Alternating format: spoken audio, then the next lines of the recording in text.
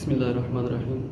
اللہ کے فضل و کرم سے ابھی ہم موجود ہیں مسجد الشیخین میں، جو مسجد المسرا سے تقریباً 300 میٹر کے فاصلے پر ہے۔ تو یہ وہ مقدس تاریخی مقام ہے کہ جہاں پر نبی مکرم صلی اللہ علیہ وسلم جب آپ مدینہ سے نکلے غزوہ احد کے لیے تو آپ نے اسی مقام پر لشکر کا پڑاؤ کیا۔ تو آپ کے ساتھ جو بھی ساری اسلامی لشکر تھا، مجاہدین تھے، یہاں پر انہیں آرام کیا۔ اور روایات میں آتا ہے کہ آپ نے عصر مغرب عشاء آپ نے یہاں پڑھی اس مقام پر۔ تو یہ وہ مقام ہے کہ جہاں سے آپ نے لشکر کو ترتیب دیا، اور اسی مقام پر آپ نے جن صحابہ کو واپس بھیجنا تھا، جن کی عمر کم تھی یا کسی وجہ سے، آپ نے اسی مقام سے واپس بھیجا۔ حضرت عبداللہ ابن عمر فرماتے ہیں کہ میری عمر اس وقت 14 سال تھی، تو حضور نے مجھے اسی مقام سے، شیخین کے مقام سے واپس بھیجا۔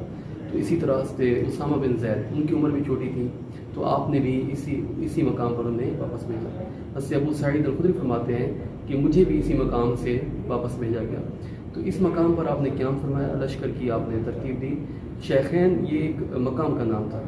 یہاں بھی یہودیوں کے 2 عتم تھے، 2 قلعے موجود تھے۔ تو اس کو مسجد الدرع بھی کہتے ہیں، در عربی میں کہتے ہیں زرہ کو۔ تو روایات میں آتا ہے کہ سرکار کے پاس اس ٹائم 2 زرہیں تھیں، ایک آپ نے اپنے حجر مبارک سے پہنی تھی اور دوسری زرہ آپ نے یہاں پر آ کر پہنی تھی۔ تو اسی طرح اس مسجد کا نام مسجد البداع بھی ہے۔ حضرت ام سلمہ فرماتی ہیں، انہوں نے اس لفظ کو، اس نام کو اپنی حدیث میں ذکر کیا۔ آپ فرماتی ہیں کہ اتیت فی المسجد البداع، کہ میں مسجد البداع میں یعنی اس مقام پر آئی، بشوائے، بھنے ہوئے گوشت کے ساتھ، فاکلہ، تو سرکار نے اسے تناول فرمایا، وباتا، اور آپ نے وہ رات یہاں پر گزاری، وغدا الی احد، اور صبح آپ احد کی طرف تشریف لے گئے۔ تو یہ نام اس مسجد کے ذکر کیے گئے، مسجد الشیخین، مسجد البداع، مسجد الدرع۔